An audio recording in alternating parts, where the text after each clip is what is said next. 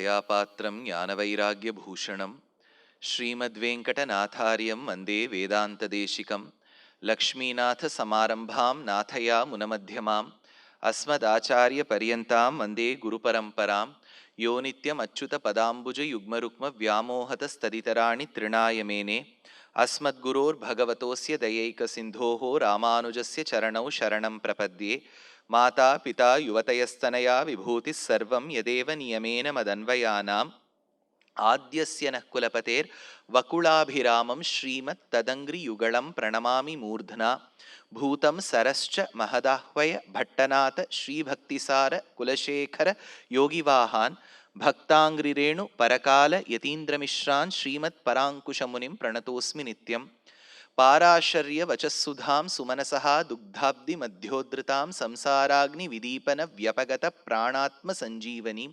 पूर्वाचार्य सुरक्षितां बहुमतिं व्याघात दूरस्थितां आनीतां तु निजाक्षरैः सुमनसः भौमाः पिबन्त्वन्वहम् व्यासं वसिष्ठनप्तारं शक्तेः पौत्रम् अकल्मषं पराशरात्मजं वन्दे शुकतातं तपोनिधिं व्यासाय विष्णुरूपाय व्यासरूपाय विष्णवे नमो वै ब्रह्मनिधये वासिष्ठाय नमो नमः। वेदेषु पौरुषं सूक्तं धर्मशास्त्रेषु मानवं भारते भगवद्गीता புராணேஷு ச வைஷ்ணவம். இது பிராச்சீனமான ஒரு ஸ்லோகம். இந்த ஸ்லோகத்தில் வேதேஷு பௌருஷம் சூக்தம், வேதங்களில் எப்படி புருஷ சூக்தம் என்கின்ற பாகம் சிறந்து விளங்குகின்றதோ வேதேஷு பௌருஷம் சூக்தம், தர்மசாஸ்திரேஷு மானவம் எப்படி தர்மசாஸ்திரங்களில் சிறந்ததாய் மனு தர்மசாஸ்திரம் இருக்குன்னு புராணம் சொல்றதோ, பாரதே பகவத்கீதா ஸ்ரீ மகாபாரதத்தில் 5 மகாரத்னங்கள் இருக்கின்றன. அதுதான் யக்ஷ பிரஷ்னம், விதுரநீதி, சனத் சுஜாதீயம், ஸ்ரீ விஷ்ணு சஹஸ்ரநாமம், ஸ்ரீமத் பகவத்கீதா. 5 ரத்னங்கள். பாரத பஞ்சமோ வேதா, 5வது வேதம்னு கொண்டாடப்படக்கூடிய ஸ்ரீ மகாபாரதத்தில் உள்ள 5 ரத்னங்கள்ல ரொம்ப சிறந்ததாக இருக்கக்கூடிய பாரதே பகவத்கீதா என பெருமாள் சோதிவாய் திறந்து அருளி செய்த வார்த்தைகள் அவை. அரபிந்தோ ரொம்ப அழகா சொல்வர், the song of the lord அப்படிம்பர். ஏன்னா கீதா, கீதம்னாலே பாட்டு, பகவான் பாடின பாட்டன்னோ பகவத்கீதை, பாரதே பகவத்கீதா.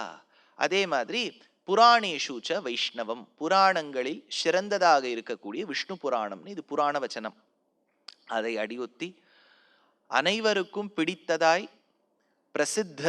பிரசித்தமாயிருக்கக்கூடிய ரொம்ப பிரபல்லமா இருக்கக்கூடிய புருஷ சூக்தத்தின் அர்த்த விசேஷங்களை சொல்ல வேண்டும் என்கின்ற நியமம் பிறக்க சபையாருடைய அனுமதியோடு 2 நாட்கள் அனுபவித்தோம்.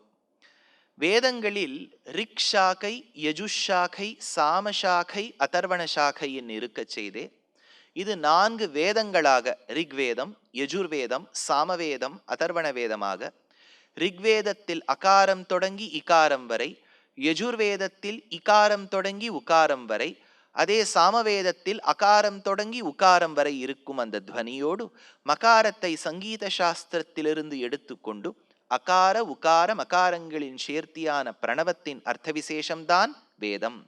இந்த பிரணவத்தின் விரித்துரையில்தான் காயத்ரி மகாமந்திரம்.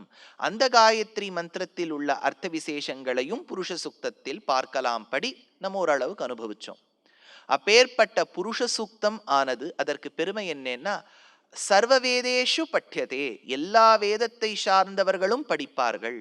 அதனால ரிக்வேதத்தில் உண்டு, யஜுர்வேதத்தில் கிருஷ்ண யஜுர்வேதத்திலும் உண்டு, சுக்ல யஜுர்வேதத்திலும் உண்டு, சாமவேதத்தில் உண்டு, அதர்வண வேதத்தில் உண்டு. அப்பேற்பட்ட அந்த புருஷ சுக்தத்தின் அர்த்த விசேஷங்களை 5 மகாச்சாரியர்கள் வியாக்கியானங்களில் காட்டி உள்ளனர்.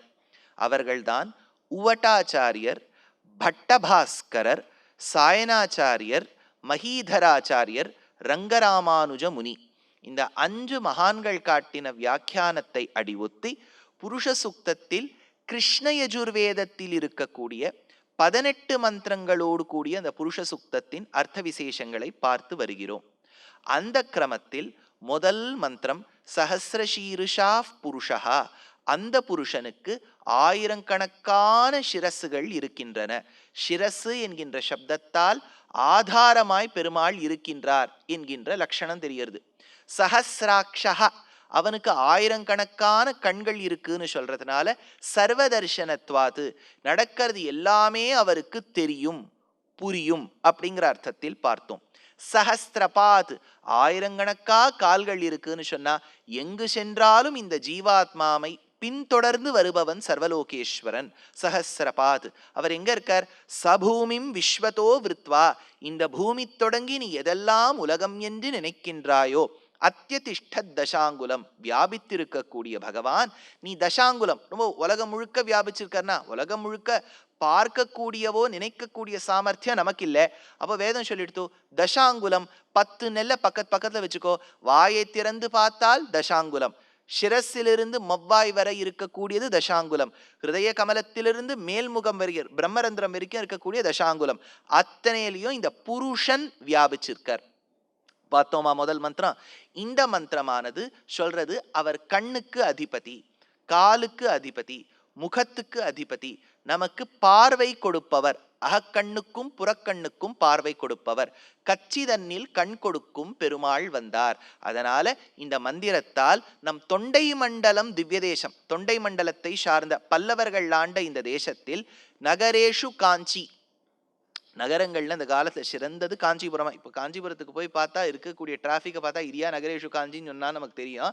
ஆனா அந்த காலத்துல நன்னா இருந்திருக்கு போல இருக்கு. நகரேஷு காஞ்சி, திருக்குடந்தை ஆண்டவன் ஒரு பெரிய சன்னியாசி, மகாவித்வான், அதே சமயத்தில் ஒரு ஆச்சாரிய புருஷராய் ஸ்ரீமத் ஆண்டவன் ஆசிரமத்திலே எழுதியிருந்தார் அந்த மகான். 30-35 வருஷங்கள் பட்டத்திலிருந்து ஆசேது ஹிமாச்சலம் பாத யாத்திரை பண்ண மகனியர். அவர் கொச்சினுக்கு போயிருந்தார். அங்க இருக்கக்கூடியவாளுக்கு அனுகிரக பாஷணம் கொடுக்கணும். நகரேஷு காஞ்சின்னு சொன்னா அவளுக்கு பிடிக்குமோ பிடிக்காதோ, நகரேஷு கொச்சி புருஷேஷு நாயர் அப்படின்னாராம். அதனால நகரங்கள்ல கொச்சின்னு விட்டா அதனாலயாவது மக்கள் வந்து கேட்பான்னுட்டும். அதனால அப்பேற்பட்ட காஞ்சிபுரம். ஒன்னே ஒண்ணு தெரிஞ்சுக்கோ, கல்யாணங்கள்ல காஷி யாத்திரைன்னு பண்ணுவா. காஷி யாத்திரைன்னு என்னன்னா, அந்த குழந்தை, அந்த பெண்ணுக்கும் பிள்ளைக்கும் கல்யாணம் ஆகும். கல்யாணமான பிறகுதான் பிள்ளை படிக்க போகும். இப்போ நமக்கு ரொம்ப படிச்ச பிள்ளை தான் வரார், இனிமே அவன் எங்க படிக்க போறது. அதனால மென்மேலும் படிச்சு எந்த அளவுக்கு படிச்சுடுறாருன்னா அதே வாத்தியார சஷ்டியப்த பூர்த்திக்கும் வச்சுடலாம். நாள் ரொம்ப தள்ளி இல்லை. அதனால அப்பேற்பட்ட அந்த மாப்பிள்ளையை அந்த சின்ன குழந்தை 12 வயசுக்கு ராமருக்கு கல்யாணம் ஆச்சு, 10 வயசுக்கு ஆகும். நீங்கள் எல்லாமே நிறைய பெரியவா இருக்கேள், உங்க பாட்டி சொல்லி கேட்டிருப்பேள் 7 வயசுல எடுத்து 10 வயசுல எடுத்து அப்படின்னு கேட்டிருப்பேள். அதனால அந்த வரக்கூடிய மாப்பிள்ளை படிக்க செல்வார். அப்போ காஷி என்கின்ற ஊர், Kashi was a center of learning, seat of learning. அதனால காஷிக்கு போய் படிச்சுட்டு வருவர். நடந்து போய் படிக்கணும். ஏன்னா ஒரு மாணவன் என்கின்றவன், பிரம்மச்சாரி என்கின்றவனுக்கு அவர் பிரம்மச்சரியத்தை இப்ப கடைப்பிடிக்கல, ஆனா அந்த மாதிரி வாழ்க்கையில இருக்கணும். கிரகஸ்தனாக இருப்பினும் அந்த மாதிரி ஒரு நல்ல ஒரு காஷ்டையோடு இருக்க வேண்டும், ஒரு நியமனத்தோடு இருக்க வேண்டும். செல்லும் வழியில் சுட்டு போயிட போறதே கால், மாமனார் செருப்பு கொடுப்பார். ஐயோ தலை சுட்டு படுத்தா என்ன ஆகும்? கொடை கொடுப்பார். போற வழியில படிக்கிறதுக்காக சுந்தரகாண்ட புஸ்தகம் கொடுப்பார். இப்ப நமக்கு ரொம்ப படித்து வரக்கூடிய மாப்பிள்ளை. இப்ப நம்ம அந்த tone and tenor of Kashi யாத்திரையே மாறி எடுத்தோம். மாப்பிள்ளை கோச்சின் போறார், ஏதோ கல்யாண மண்டபம்னு வச்சுக்கோ, கல்யாண மண்டபத்துக்கு கோச்சின் போயிட்டார். மாமனார் சொல்லுவார், முழு பணமும் வாங்கி உண்டாய்வா, அட்வான்ஸ் கூட வாங்கிக்கல, முழு பணமும் வாங்கிண்டாச்சு. இப்பெல்லாம் அவன் என்ன சொல்லிவிடுறா, இவ்வளோ electricity charges, generator charges, refundable நான் ரீஃபண்டபிள் டெபாசிட் இவ்வளோ இருக்கு, எல்லாம் கொடுத்தாச்சு, கோச்சின் போகாதீங்க, திரும்பி வந்துருங்கோ அப்படின்னு சொல்லுவார். அதனால அவர் என்னைக்குமே படிக்காத ஒரு சுந்தரகாண்ட புஸ்தகத்தை கொடுத்து திருப்பி கூட்டுன்னு வந்துடுறார். ஆனா ஸ்ரீ வைஷ்ணவ சம்பிரதாயத்துல வேடிக்கையா தேசிகன் எடுப்பார், காஷி வசத்தி தான், ஆனால் எங்க காஞ்சியை விட முடியாதே, காஷி முதலான நல்நகரி எல்லாம் கார்மேனி அருளாளர் கச்சி கொவ்வா, எங்க வரதராஜன் சேவை சாதிக்கக்கூடிய காஞ்சிக்கு நிகராகுமா காஷி அப்படின்னு தேசிகன் கேட்பார். எதுக்குன்னா நம்ம பாரத தேசத்திலேயே moving from one place to another was not that easy. இப்போ நாங்கள் இப்போ வண்டியில் வந்தோம், இந்த 2 மாடா ஸ்ட்ரீட்டை கடந்து வரத்துக்குள்ள ஆன்லைனே பண்ணிடலாமான்னு தோணிடுறது இல்லையா? அப்படி யோசிச்சு பாருங்க, வாகனங்கள்லாம் இல்லாத சமயத்துல அவ எப்படி போயிருப்பா? ஒரு திவ்ய தேசத்துக்கு ஒரு திவ்யேஷம் போறது ரொம்ப கஷ்டம். அதனால அந்த காலத்துல அவ்வளவு கஷ்டப்பட்டிருக்கா. அதனால என்ன பண்ணிடுவான்னா, அந்தந்த ஊர்ல எது வசத்தியோ அந்த ஸ்தானத்தை வச்சுருவா. இப்போ ஒண்ணுமே இல்லை, துவாரகையில பகவான் சேவை சாதிக்கிறார், துவாரகாதீசனாக சேவை சாதிக்கிறார். ஆனா துவாரகை என்ன சுலபமா? எங்க நீங்க இங்க தமிழகத்திலிருந்து ஆந்திர, தெலுங்கானா, கர்நாடக திவ்யதேசங்கள் கடந்து, மகாராஷ்டிரம் கடந்து, குஜராத்தில் கீழே ஜாம்நகரை கடந்து பேட்வாரக்காவுக்கு போகணும். சொல்றதுக்கே எவ்வளவு நாழியா இருந்து பாருங்க. அப்படின்னா அந்த இடத்துக்கு போறது எவ்வளவு கஷ்டம். அதனாலதான் மன்னார்குடியை தட்சிண துவாரகான்னு கொண்டாடுவா. பதரிகாசிரமம், பத்ரிநாத் போறது இப்போ சுலபமாக இருக்கலாம், ரொம்ப கஷ்டம் பதரிகாசிரமம் போறது. அந்த காலத்துல பதரிகாசிரம யாத்திரை போறேன்னு சொல்லுவா, போயிட்டு வரேன்னு சொல்லவே மாட்டா. ஏன்னா அங்கே வைகுண்டம் கிட்டக்கன்னு. ஏன்னா அவ்வளவு கஷ்டம் பத்ரிகாசிரம யாத்திரை பண்றது. மேலக்கோட்டைங்கிற திவ்யதேசம் கேள்விப்பட்டிருக்கேளா? திருநாராயணபுரம் செல்வப்பிள்ளை கர்நாடகத்துல இருக்கு. அதுக்கு தட்சிண பத்ரின்னு பேர். அந்த மாதிரி இப்ப நீங்க ஒண்ணுமே இல்லை, இப்ப காசின்னு எடுத்துட்டேன்னா தென்காசின்னு ஒண்ணு உண்டு. அந்த மாதிரி திருப்பதி, இப்ப திருப்பதி பெருமாளை சேவிக்கிறது கஷ்டம்னா அவருக்கு அண்ணாஸ்தானம் தான் 2 பேர் ஞாபகம் வச்சுங்கோ. ஒன்னு உப்பிலியப்பன் கோவில் அண்ணாஸ்தானமா இருக்கார், திருநரையூர் நம்பி அண்ணாஸ்தானமா இருக்கார், குணசீலம் அண்ணாஸ்தானமா இருக்கார். அதே மாதிரி தான் தோன்றிய மலைன்னு ஒண்ணு உண்டு, அந்த இடத்துல பெருமாள் அண்ணாஸ்தானத்துல இருக்கார். அப்ப ஏற்படுத்துவது வழக்கம். காசி முதலான நல்லகரி எல்லாம் கார்மேனி அருளாளர் கச்சிக்கொவ்வா. முதல் மந்திரத்தால வரதராஜ பெருமாளுடைய பெருமை சொல்லப்பட்டிருக்கு. அந்த பெருமாள் அக்னி குண்டத்திலிருந்து ஆவிர்பவித்தவர். அதை சொல்றார் தேசிகன். அன்று நயந்த அயமேத மாவேள்வி. அயமேதன்னு சொன்னா அஸ்வமேதன்னு அர்த்தம். அயமேத மாவேள்வி, அந்த யாகத்தில் பொன்ற உரையங்கு பூம்பனலாய் கன்றிவர ஆதி அயனுக்கு அருள் செய்தனை ஆனான் தாதை அரவணையான் தான். அந்த பிரம்மாவுக்கு பிரத்யக்ஷமானார் சர்வலோகேஸ்வரன் வரதராஜ மூர்த்தியாய், தேவாதி ராஜனாய், அருளாளனாய் என்று சாதிக்கிறார். அதனால முதல் மந்திரத்துக்கு அர்த்தத்தை பார்த்தோம். இரண்டாவது மந்திரத்துக்கான அர்த்தம் புருஷயே வேதகும் சர்வம் யத்பூதம் யச்ச பவ்யம் அமிர்தத்வஸ்ய ஈசானஹ யதன்னேனாதி ரோஹதி. ஒரு மந்திரம் விட்டுட்டேனோ? கரெக்டா இருக்கா? அப்போ புருஷயே வேதகும் சர்வம், நீ பார்க்கக்கூடிய புருஷன் எல்லாம் இவரே. யத் பூதம் யச்ச பவ்யம், இவர்தான் முற்காலம் நடுக்காலம் பிற்காலம் எல்லாமே இவர்தான். பூத பவ்ய பவத் பிரபுவாய் இருக்கக்கூடிய எம்பெருமான் இவன். உதா அமிர்தத்வஸ்ய ஈசானஹா, இவன்தான் பரமபதத்தை மோக்ஷத்தை கொடுக்க வல்ல சாமர்த்தியம் படைத்தவன். இவர் யாரு? சரணமாகும் தனதாழ் அடைந்தார்க்கெல்லாம் மரணம் ஆனால் வைகுந்தம் கொடுக்கும் பிரான். இந்த திவ்யதேசம் சொல்லிண்டே வாங்க. இந்த மாதிரி நடுவுல கேள்வியை don't use, have this bad habit. நீங்க நினைப்பேள் இதுதான் சரணமாகும் தனதாழ் அடைந்தார்க்கெல்லாம் திருக்கண்ணபுரம் திவ்யதேசம் சௌரிராஜ பெருமாள்னு நேற்று ஆரம்பிச்சு 25வது நிமிஷத்துல சொன்னேன். அந்த சௌரிகி சஹஸ்ரநாமத்துல சௌரிகி இருக்குன்னு சொன்னேன். மின்னுமா மகர குண்டலங்கள் வில்வீஷும் என்கின்றாளால் கலையிலங்கு மொழியாளர் கண்ணபுரத்தம்மானை கண்டாள்களோன்னு சொன்னேன். என்ன பிரசாதம் ஃபேமஸ்னு கேட்டேன். முனியோதர பொங்கல்னு கூட இங்க பக்கம் இருக்கவா சொன்னா, ஞாபகம் இருக்கா? ஏன்னா இது அப்பப்போ கேட்டு கேட்டு மறக்கக்கூடாது, ஞாபகம் வச்சுக்கிறதுக்கு தான் முன்னுரை பார்க்கறது. அதனால யதன்னேனாதி ரோஹதி, அன்னமாய் இருக்கக்கூடியவர், அமிர்தமாய் பெருமாளே நமக்கு அமிர்தமாய் இருக்கார்னு சொல்லக்கூடியது 2ஆம் மந்திரம். அந்த 2வது மந்திரம் ஆன உடனே 3வது மந்திரம் ஏதாவானஸ்ய மகிமா அதோஜ்யாயாகிஷ்ட பூருஷா. இவருடைய மகிமை எப்பேற்பட்டது? நல்குரவும் செல்வமும் நரகமும் சுவர்க்கமுமாய் வெல்பகையும் நட்பும் எல்லாம் விபின்னமான குணங்களை பெருமாள் எடுத்து காண்பிப்பர். இதுக்கு ரொம்ப அழகா வியாக்கியானத்தை சொல்றார். அந்த வியாக்கியானத்தை சேவிச்சுடுறேன். இந்த வியாக்கியானத்தை எங்கேருந்து எடுத்திருக்கோம்னா, இந்த பங்கிகள் சதபத பிராமணத்திலேருந்து எடுத்திருக்கோம். சதபத பிராமணம்ங்கிறது சுக்ல யஜுர்வேதத்துக்கு அடங்கிய பாகம், ரொம்ப வசத்தியான பாகம் சதபத பிராமணம். சதபத அப்படின்னு தேசிகன் சுதர்சனாஷ்டகத்துல எடுக்கிறார். அதனால இந்த இடத்துல பாருங்க, யதாயம் நாராயணாக்கிய புருஷோ மகானு பவதி ததானீம் ஏவாணு பவதி யதாயம் வியாப்தோ பவதி ததைவ பிராதேசிகோ பவதி. ரொம்ப அணுவாவும் இருப்பார், வியாபிச்சும் இருப்பார். இந்த சிருஷ்டியை எப்படி புரிஞ்சுக்கணும்னு பராசர பட்டர் ரொம்ப அழகா சொல்றார். இதை கொஞ்சம் புரிஞ்சுக்கிறது கொஞ்சம் கஷ்டமா இருக்கலாம், உங்களுக்கு இல்லை, சாதாரணப்பட்டவர்களுக்கு புரிஞ்சுக்கிறது கஷ்டம். இதை பாருங்க, 3 தத்துவங்கள், அச்சித்து சித்து ஈஸ்வரன். அதான் இப்ப நேத்தே சொன்னேன், ஞாபகம் கேட்டுட்டே இருப்பேன்னு சொன்னேன் பாருங்க. இதுல ஈஸ்வரனுக்கு ஈஷன்னு பேர். ஈஷன்னா one who controls. The one that is controlled is called ஈஷிதவ்யம். சித்தம் அச்சித்தம் ஈஷிதவ்யம். அதனால ஈஷக்கு அடங்கியது ஈஷிதவ்யம், ஈஷேஷிதவ்யம் அப்படின்னு அதை சேர்த்து சொல்லுவா. அப்படின்னா சித்து ஜீவாத்மாக்கள்லாம் அவருக்கு அடங்கி இருக்கு, அச்சித்தும் அவருக்கு அடங்கி இருக்கு. எப்படி தெரியறது? இப்ப உலகத்துல எதெல்லாம் அச்சித் பதார்த்தங்களோ அவருக்கு அடங்கியிருக்கு. சித்து ஜீவாத்மாக்களும் அவர் கடங்கியிருக்கு. இதை சுலபமா விராட் புருஷனுடைய சரீரத்துல புரிஞ்சுக்கலாம். எப்படி? அவருடைய திருமேனி எதால் செய்யப்பட்டது? சுர, நர, கக, கோ, போகி, கந்தர்வ, தைத்யைஹி. எப்படி இருக்கு? இதெல்லாம் அவர் சரீரத்துல இருக்கான். சித்திரம் ரொம்ப அழகா இருக்கு. ரம் ரம்யதேதம் திரிபுவன வபுஷம். திரிபுவனமும் அவருடைய வபு, அவருக்கு சரீரம். விஷ்ணும் ஈஷம் நமாமி. அப்பேற்பட்ட விஷ்ணுவா இருக்கக்கூடிய ஈசனுக்கு என்னுடைய நமஸ்காரங்கள். சுர, சுரன என்ன? தேவர்கள். அதான் யாரோ விஜய்னு விட்டா சுரானா. சுர, நர நம்ம ஜாதி நரர்கள். சுர நர. கக பக்ஷிகள். கக கோ. எழுந்து போயிடுறோம் சுவாமி. கோனா என்ன? பசு வகையின், போவைன். அதனால கோ.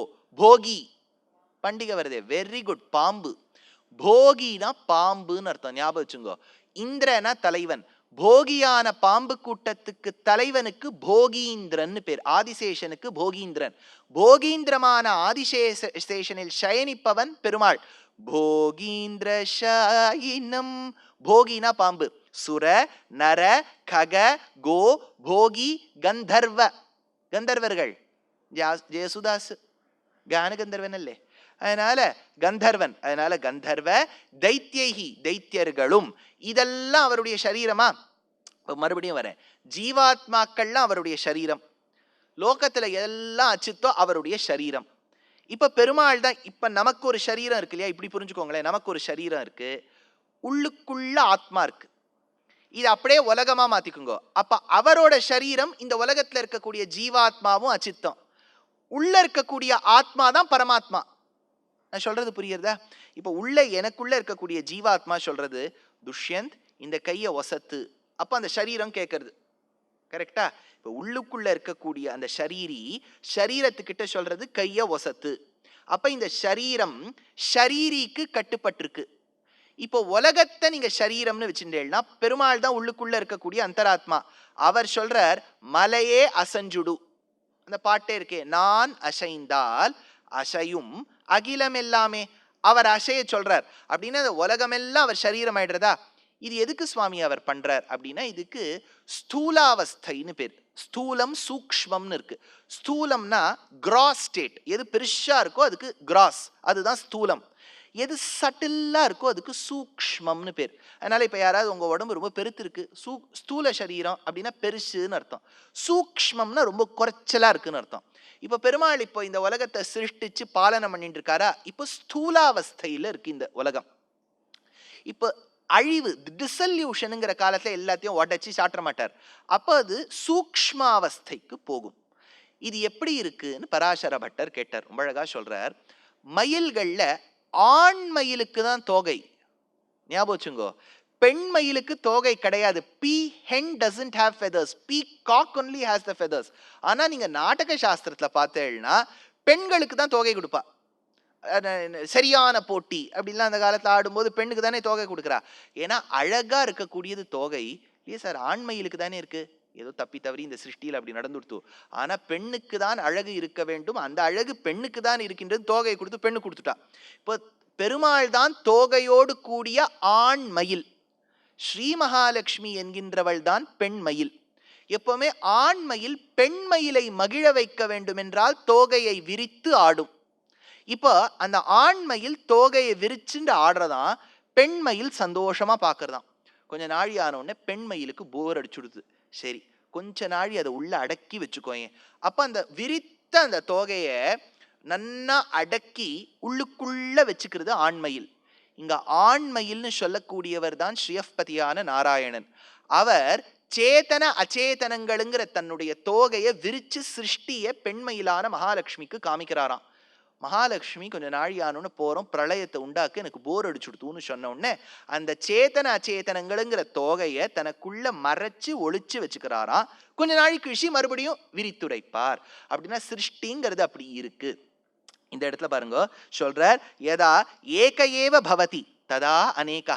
அவனே ஒருவன், அவனே அநேகன். யதாயம் பிராகிருதோ பவதி ததைவ அப்ராகிருதோ பவதி. யதா விஷயவசோ பவதி ததைவோபரதோ பவதி. ததா நரகோ பவதி ததானீம்யேவ ஸ்வர்கோ பவதி. அவனே நரகன், அவனே ஸ்வர்க்கம். யதா ஸ்திரீ பவதி ததைவ புருஷோ பவதி. அவனே ஆணாக ராமனாக பிறப்பான்.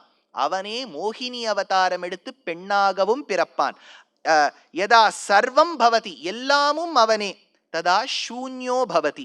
யதா பிரபஞ்சோ பவதி ததா பிரபஞ்சோத்பின்னோ பவதி. யதா பத்தோ பவதி ததைவ முக்தோ பவதி. பத்தாத்மாவும் அவனே, முக்தாத்மாவும் அவனே. யதா சுக்லோ பவதி, சில சமயங்கள்ல விழுவிளேர் நிற்பர்.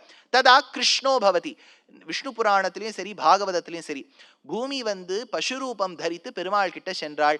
பூபாரம் தாங்க முடியவில்லை, அசுரர்கள்லாம் படுத்துறான்னு. பெருமாள் என்ன பண்ணார், தன்னுடைய கேசத்தை எடுத்தார், தூக்கி போட்டார். ஒன்னு வெள்ளை முடி, ஒன்னு கருப்பு முடி. அதனால பலராமன் கிருஷ்ணர் பிறந்தாருங்கிற சரித்திரம் பாகவதத்துல அண்ணா சொல்லி நிறைய தடவை நீங்க கேட்டிருப்பேன். சரி, இப்ப விஷயத்துக்கு வருவோம். இப்போ ஒரு குழந்தை கேட்டுடுத்து, நீங்க தூக்கி போட்டார்னு சொன்னேளே, அதுல வெள்ளை முடி இருந்ததா சொல்றேளே, பெருமாளுக்கு வெள்ளை முடி இருக்கா?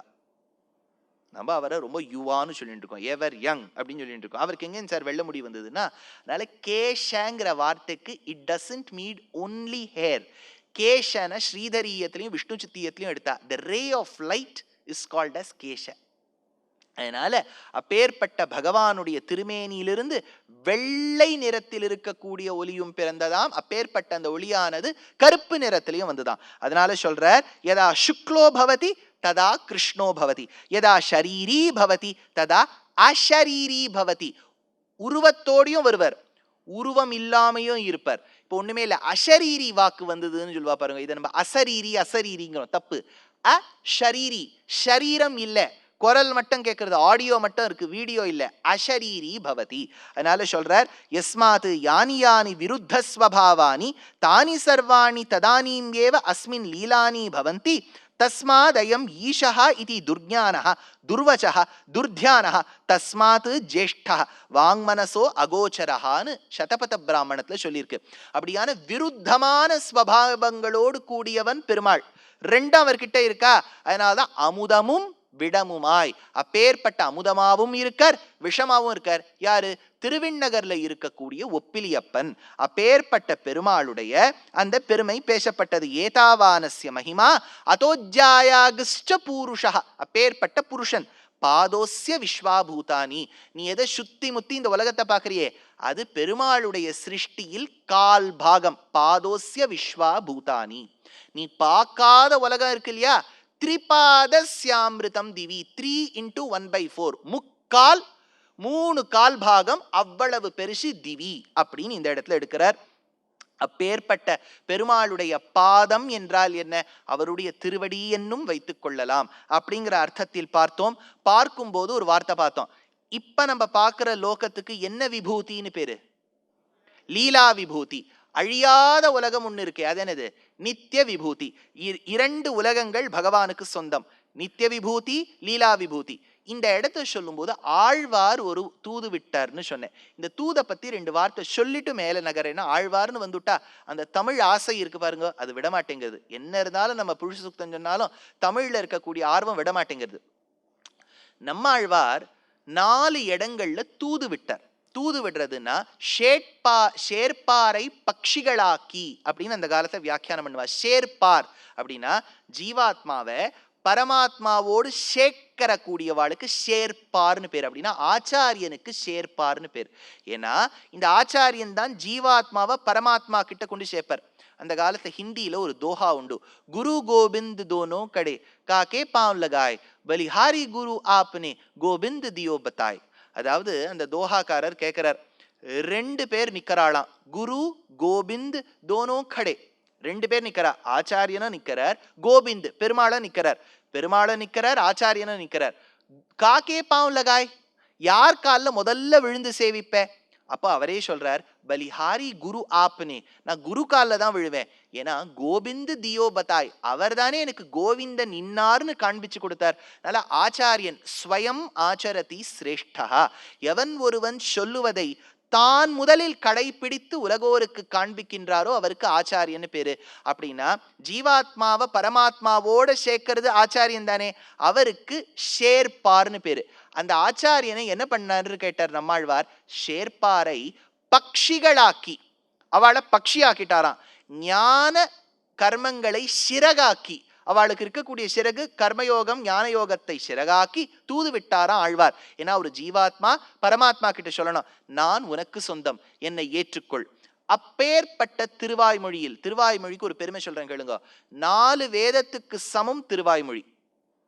அதுலயும் முக்கியமா சாம வேதத்துக்கு சமம். இப்ப நம்மாழ்வாருடைய 4 பிரபந்தம் எதுக்கு அடையாளம்? 4 வேதங்களுக்கு. ரிக், யஜுகு, சாம, அதர்வணம்.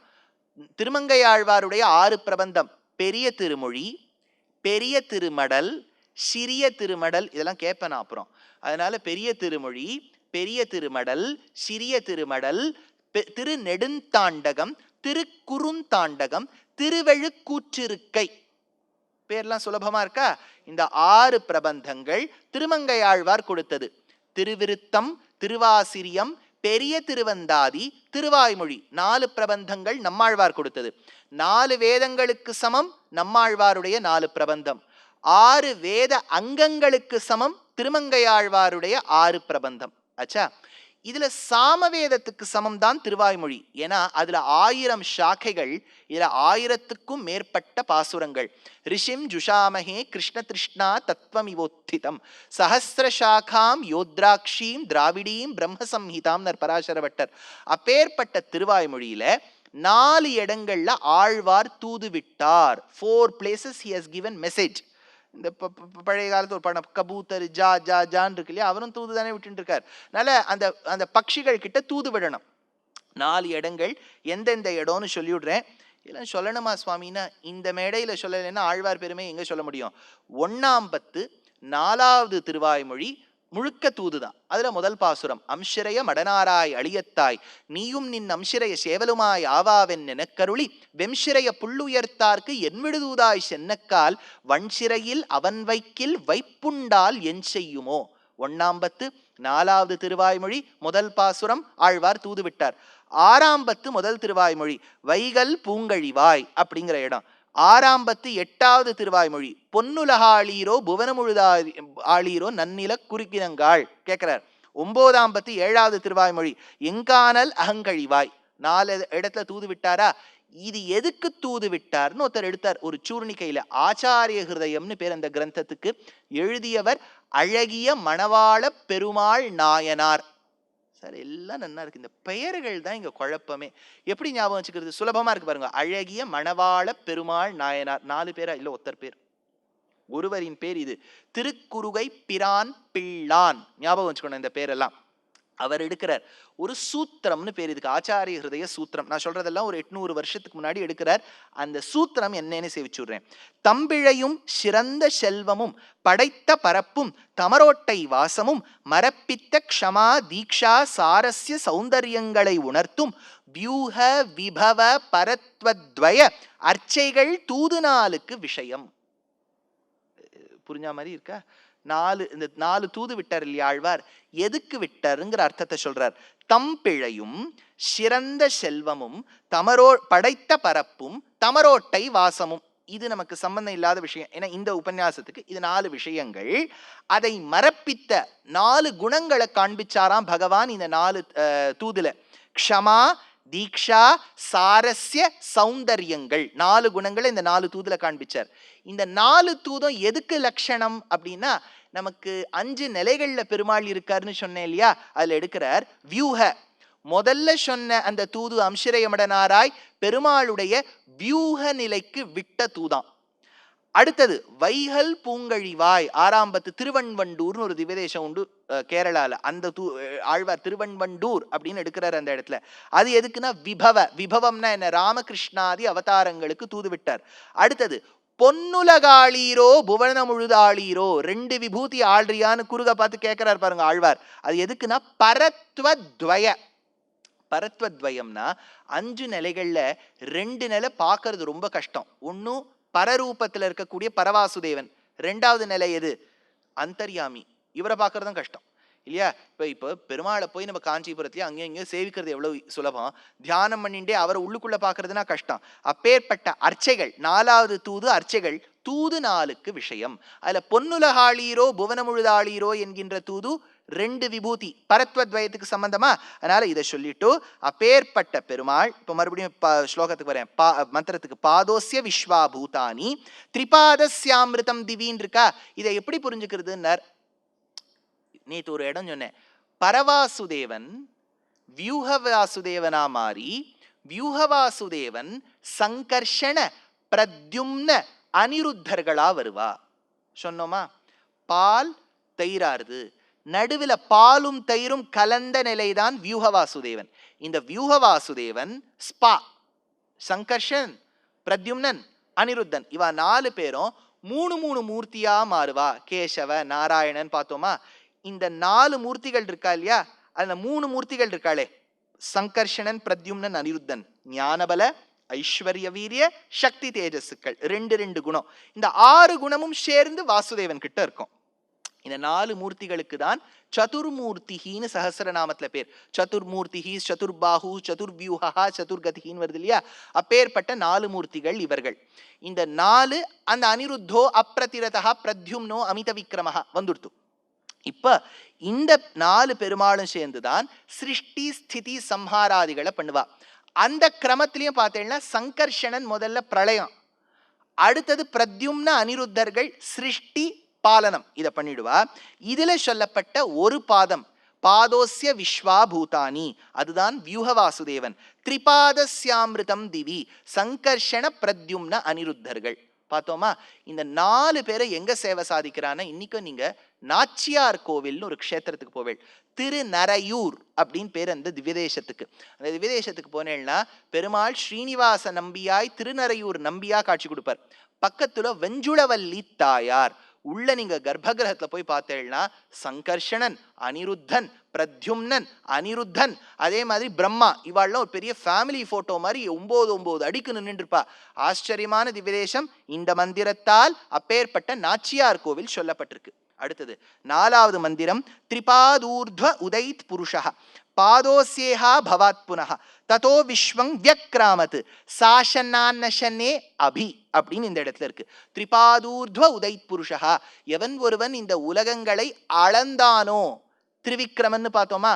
அப்போ ஒரு க்ஷேத்திரம் சொன்னேன், சீர்காழியில தாடாளன்னு பேர். சீர்காழிக்கு ஒரு பேர் கொடுத்திருக்கார், ரொம்ப சுலபமான பேர். என்ன பேர் தெரியுமோ? காழிச்சீராம விண்ணகரம். சீர்காழி ரொம்ப கஷ்டமா இருக்கு பாருங்க. காழிச்சீராம விண்ணகரத்தை ஞாபகம் வச்சுங்க. அப்பேற்பட்ட திரிவிக்ரமனாயிருக்கக்கூடிய தாடாளன் அவன் என்ன பண்றான்? திரிபாதூர்த்வ உதைத் புருஷா, இந்த புருஷன் அளந்திருக்காருன்னர். மறுபடியும் புருஷன் சொல்றேனே, இந்த இடத்துல புருஷன் சொன்னா நாராயணன் அர்த்தம். அதுக்கு பிரமாணம் எங்கேன்னு காமிச்சேன்னா, சங்கர என்கின்ற சப்தத்தை சொன்னால் எப்படி பரமசிவனாரை மகாதேவனை குறிக்குமோ, புருஷ என்கின்ற சொல் நாராயணனை குறிக்கும். அது பார்த்துட்டோமா. நேத்து ஒரு இடம் சொன்னேன் உங்களுக்கெல்லாம், ஒரு சொன்னேன் அந்த இடம் நீங்க ஞாபகம் வச்சுருப்பேள். எதுன்னா யௌகீகம்னு ஒரு அர்த்தம் உண்டு, ரூடி அப்படின்னு ஒரு அர்த்தம் உண்டு. பொதுவா அந்த சப்தத்துக்கு என்ன பொருள்? அது யௌகீகம். பொதுவா இந்த பேர் யார சொல்றது? ரூடி. இப்போ விஸ்வநாதன் என்கின்ற நாமம் விஸ்வத்துக்கு நாதன் அப்படின்னா சிவபெருமானையும் குறிக்கும். விஸ்வநாத க்ஷமேதாகான்னு நாராயணியத்துல சொல்லும் போது நாராயணனையும் குறிக்கும். ஆனா ரூடி உலகத்துல இருக்கக்கூடிய அர்த்தத்தை வச்சு பார்த்தா இந்த இடத்துல விஸ்வநாதன் சிவபெருமானை பொதுவாக குறிக்கும். அப்படின்னா ஒரு சப்தத்துக்கு 2 பேருக்கும் அர்த்தம் சொல்லலாம். சிவம், சிவஹா மங்களத்தை கொடுப்பவர் சிவபெருமான். சிவஹா ஸ்தானுகுன்னு வருது சஹஸ்ரநாமத்துல. நாராயணனுக்கும் சிவன் ஒரு நாமம் இருக்கு. ஆனால் இப்ப நாராயணன் ஒரு நாமம் இருக்கு இல்லையா, அது ரொம்ப ஒரு பெக்யூலியர் நேம் சான்ஸ்கிரிட்ல. ஏன் சொல்றேன்னு கேளுங்க. இந்த நாராயணனுக்கு ஒரு பாணினி சூத்திரம் இருக்கு. பாணினின்னு ஒரு பெரிய மகாவித்வான், அவர் கிராமட்டிக்கல் ரூல்ஸ் எழுதியிருக்கார் சம்ஸ்கிருதத்துல. பாணினிய வியாக்கரணம் தான் ஆதாரம் சம்ஸ்கிருதத்துக்கு. அதுல ஒரு சூத்திரம், இதை நீங்க சட்டுன்னு புரிஞ்சுட்டேன்னு வச்சுங்க, இப்பவே நீங்க பாதி கோவிதா அவ்வளவுதான். அதனால இதுல ஒரு வரி கேளுங்க. பூர்வ பதாத்து சஞ்ஞாயாம் அகஹா அப்படின்னு சான்ஸ்கிரிட்ல ஒரு ரூல். அது என்ன சார் பூர்வ பதாத்து சஞ்ஞாயாம் அகஹானா? 2 வார்த்தை ஒரு வார்த்தையா சேருறது இல்லையா, நிறைய இடங்கள்ல சேருமே. நார பிளஸ் அயன நாராயண வருது இல்லையா இந்த சப்தம். இப்ப இந்த ரூல் என்ன சொல்றதுன்னா, முதல் வார்த்தையில க இல்லைன்னு வச்சுக்கோங்க, ரா மட்டும்தான் இருக்கு. ரெண்டாவது வார்த்தை சப்தத்துல ந இருக்கு. த த த த ந ந நல் ந ந இருக்குன்னு வச்சுக்கோ. முதல் சப்தத்துல க இல்ல ர இருக்கு, ரெண்டாவது சப்தத்துல ந இருக்கு. அப்ப ரெண்டும் சேர்ந்து ஒரு வேர்ட் ஆகும்போது ந இருக்காது, அந்த ந ந ஆயிடும் அப்படின்னு இந்த ரூல். பூர்வ பதாத்து சஞ்ஞாயாம் அகஹ. நார அதுல க இருக்கா? இல்ல. ர இருக்கா? இருக்கு. பிளஸ் அயன அதுல ந இருக்கா? நார பிளஸ் அயன நாராயண அப்படின்னு நம்ம சொல்ல மாட்டோம், நாராயண அப்படின்னு வருது. அப்ப நக்காரம் ஒண்ணு வந்துடுறதா? இப்ப ஒண்ணுமே வச்சுக்கோங்களேன், உத்தர பிளஸ் அயன உத்தராயணம் தானே சொல்றோம் அந்த இடத்துல. அப்போ அதுல பாணினி என்ன பண்ணிருக்காருன்னா, அப்ப நீ அந்த சப்தத்துக்கு யௌகீகமான அர்த்தம் கொள்ள முடியாதுன்னுட்டார். ரொம்ப டீட்டெயிலா போறீர் சுவாமி, நாங்க ஏதோ கதை கேட்கலான்னு வந்தா இது ஏதோ கிளாஸ், கிராமட்டிக்கல் கிளாஸ் மாதிரி இருக்கு, கிராமர் கிளாஸ் மாதிரி இருக்கு. கதைக்கு வந்துடுறேன், கவலைப்படாதீங்க.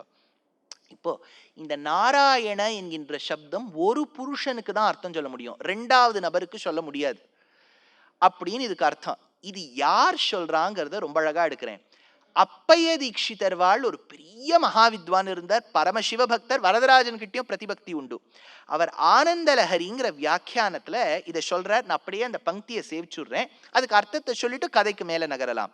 வேத விபாகார்த்தமேவாவதீர்ணேன சகல வேத தாத்பர்யபிஜ்ஞேன சர்வஜ்ஞ சிகாமணினா வேதவியாசேன புலஸ்திய வரதான லப்த தேவதா பாரமார்த்திய வேதேன. என்ன சார் சொல்றார்? புலஸ்தியர்னு ஒரு மகரிஷி, அவர் அனுகிரகம் பெற்று ஒரு குழந்தைக்கு ஞானம் ஸ்புரிச்சுது. அது யாருன்னா வேதவியாசருடைய திருத்தகப்பனார் பராசர மகர்ஷிக்கு. அதனால சொல்றார், புலஸ்திய வரதான லப்த தேவதா பாரமார்த்திய வேதனேன ஸ்ரீ பராசரேன அனன்யைச்ச மகர்ஷிபிர் வேதோபபிரம்மணார்த்தம் பிரணீதேஷு. பராசரர் போன்று ஏனைய மகர்ஷிகள் கொடுத்த அந்த புராண வச்சனங்களிலும் ஸ்ரீ மகாபாரத விஷ்ணு புராணாதிஷு, விஷ்ணு புராணம் ஸ்ரீ மகாபாரதம் போன்ற பிரமாண சாஸ்திரங்கள் முதலியவற்றிலும் நிச்சித பரபிரம்ம பாவஸ்ய, நிச்சிதமா இவர்தான் பரபிரம்மம்னு சொல்லலாம். யாரு? சத்பிஹி சர்வைரபி அவிபாவகேன பரபிரம்மத்வேன பூஜிதஸ்ய ஸ்ரீநாராயணஸ்ய கஷ்டித் கோணே நிவிஷ்ட மந்திரார்த்தவாத புராண வச்சனாதிலேஷம் அவலம்பிய ஜீவபாவம் வக்தும் நாஸ்ம ஜிஹ்வா பிரவர்த்ததே. ஜீவன் அவர் சொல்லவே முடியாது, ஏன்னா அழுகி போயிடும். அதனால சொல்றேன் கேளுங்கோ. ததா சேன்மூர்தா சததா பவதி. நாராயணன பரபிரம்மம் இல்லைன்னு சொல்லிட்டா அப்பே தீட்சிதர் எடுக்கிறார், என் தலை 100 துண்டா சதறி போயிடும். அதனால வேத வைதைக்க துரோஹோ தேவத துரோஹாஸ்ச ஜாயதே. நாராயணன பரபிரம்மம் இல்லைன்னு சொன்னா வேதத்துக்கும் பூர்வர்களுக்கும் நம்ம பண்ற துரோகமா போயிடுமா. அதனால சொல்றார், அதோ நாராயணஹ பரபிரம்ம கோட்டீரேவத்ய அஸ்மாக்கம் சித்தாந்தா. நாராயணன் பரபிரம்மங்கிறது தான் சித்தாந்தம் அப்படின்னு அப்பே தீட்சிதர் எடுக்கிறார். இது எங்க தெரியுதுன்னா, சங்கர மட்டத்துல இன்னைக்கும் பெரியவாள்லாம் முகவுரை கொடுத்து முன்னுரை கொடுத்து முடிக்கும் போது என்ன எழுதுவா தெரியுமோ? நாராயண ஸ்மிருதின்னு தான் முடிப்பா. இன்னைக்கும் சிங்கேரி மடமாகட்டும் காஞ்சி மடமாகட்டும் புராண பட்டனம்னு சொன்னா விஷ்ணு புராண பட்டனம் தான் உண்டு. அதனால இதுல எந்த ஒரு பேதமும் யாருக்கும் கிடையாது. அதுல எல்லாரும் ஒத்து போயிட்டா. அவரவர்களுக்கு இஷ்ட தேவத்தை பிடிச்ச தேவத்தைன்னு இருக்கும். சில பேருக்கு பூதேவியை பிடிக்கலாம், சில பேருக்கு நீலாதேவியை பிடிக்கலாம், சில பேருக்கு பரமசிவனாரை பிடிக்கலாம், சில பேருக்கு அம்பாள் அவ்வளவு பிடிக்கலாம், சில பேருக்கு கணபதியை பிடிக்கலாம். எல்லாரும் சாஸ்திரோக்தமான தேவதைகள் தான். ஆனா இந்த இடத்துல அப்படி சொல்லும் போது புருஷ என்கின்ற சப்தம் நாராயணனை குறிக்கும் அப்படின்னு இந்த இடத்துல எடுத்துட்டு, தஸ்மாத் விராட ஜாயத விராஜோ அதிபூருஷ சஜாதோ அத்தியரிச்சத பஷாத் பூமி மதோபுரஹ. நேற்று கடைசியில ஒரு 12 நிமிஷத்துக்குள்ள இந்த உலகத்துல என்னெல்லாம் படைக்கப்பட்டிருக்குன்னு வேகமா சொல்லிட்டேன். கிளம்பும் போது 2 பேர் வந்து சொன்னா, கொஞ்சம் ரொம்ப சீக்கிரம் போயிட்டேள், டக்கு டக்கு டக்குன்னு போயிட்டேள், அதனால திரும்பி சொல்ல முடியுமா? நான் திரும்பி சொல்லிட்டு அந்த மந்திரார்த்தத்துக்கு போயிடுறேன். முதல்ல பிரகிருதி என்கின்ற விஷயம் இருக்கும். மூல பிரகிருத்தின்னு பேர். ஒன்னொன்னா நீங்க ஞாபகம் வச்சுக்கணும். மூல பிரகிருதி, மருவி, மகத்து அப்படிங்கிற தத்துவமாகும். மகத்து என்கின்ற விஷயம் மருவி அகங்காரம் ஆகும். அகங்காரம் முக்குணங்களோடு சேரும். அப்ப சத்வ ரஜோ தமோ குணங்களோடு இந்த அகங்காரம் கலக்கிறதா? சாத்வீக அகங்காரம், ராஜச அகங்காரம், தாமச அகங்காரம் உருவாருதா? தாமச அகங்காரம் மருவி முதல்ல பஞ்சபூதங்கள் ஆகும். அதுதான் ஆகாஷாத் வாயுஹு, வாயோர் அக்னிஹி, அக்னேர் ஆபஹா, ஆபஹான ஜலம், அத்யஃப் பிருத்திவி. இன்னைக்கு சைவத்துல ரொம்ப பிரசித்தமாக கொண்டாடுவார்கள் பஞ்சபூத லிங்க க்ஷேத்திரங்கள்னு. அதனால இப்ப அருணாச்சலம் என்கின்ற க்ஷேத்திரம், திருவண்ணாமலையில சிவன் பரமசிவனார் அக்னி ரூபமாக காட்சி கொடுக்கின்றார். ஜம்புகேஸ்வரம்ங்கிற க்ஷேத்திரம் திரு ஆனைக்கா, அந்த இடத்துல ஜலரூபமாக காட்சி கொடுக்கின்றார். ஆகாசமாய் சிதம்பரத்தில் காட்சி கொடுக்கின்றார். பிருத்திவி என்கின்ற தத்துவமாய் காஞ்சிபுரத்தில் ஏகாம்பரேஸ்வரராய் காட்சி கொடுக்கிறார் ஒரு சாரார். இல்ல திருவாரூர்னு சொல்றவாளும் இருக்கா. அதை விடுவோம், இப்ப சர்ச்சைக்குள்ளெல்லாம் நம்ம போக வேண்டாம். வாயு ரூபமாக ஸ்வர்ணமுகி என்கின்ற நதிக்கரையில் ஸ்ரீகாளஹஸ்திங்கிற க்ஷேத்திரத்துல காட்சி கொடுக்கிறார். அதனால இந்த 5 பூதங்கள் எடுத்தா இந்த ஒவ்வொரு பூதத்துக்கும் ஒரு தன்மாத்திரை உண்டு, ஒரு ஸ்பெசிபிக் ஃபீச்சர் உண்டு, தன்மாத்திரைன்னு பேர். ஆகாசத்துக்கு சப்தம், வாயுவுக்கு ஸ்பர்ஷம், அக்னிக்கு ரூபம், ஜலத்துக்கு ருச்சி, பூமிக்கு பிருத்திவிக்கு வாசனை கந்தம். இந்த ஆகாசம் என்கின்ற தத்துவத்துக்கு தன்மாத்திரையா இருக்கக்கூடிய அந்த சப்தத்தை காதால கேட்கிறோம், ஒரு ஞானேந்திரியம் எடுத்து. வாயுவுக்கு இருக்கக்கூடிய ஸ்பர்ஷத்தை ஸ்கின் துவச்சையால உணர்கின்றோம், 2வது ஞானேந்திரியம் எடுத்து. 3வது இருக்கக்கூடிய அக்னி ரூபம், ரூபத்துக்கு இருக்கக்கூடியது கண், 3வது ஞானேந்திரியம் எடுத்து. இந்த ஞானேந்திரியங்கள்லாம் சாத்வீக அகங்காரம், ஞாபகம் வச்சுங்கோ. பஞ்சபூதங்கள் பஞ்ச தன்மாத்திரைகள் மட்டும்தான் தாமச அகங்காரம். பஞ்ச கர்மேந்திரியம் பஞ்ச ஞானேந்திரியம் சாத்வீக அகங்காரம் மனசோட சேர்ந்து. சரி, இப்ப 4வதுக்கு வருவோம். ஜலம், ஜலத்துக்கு என்ன ருச்சி, ருச்சிக்கு எது நாக்கு. 5வது பிருத்திவி, பிருத்திவிக்கு இருக்கக்கூடியது என்ன கந்தம், கந்தவதி பிருத்திவிக்கு இருக்கக்கூடியது மூக்கு.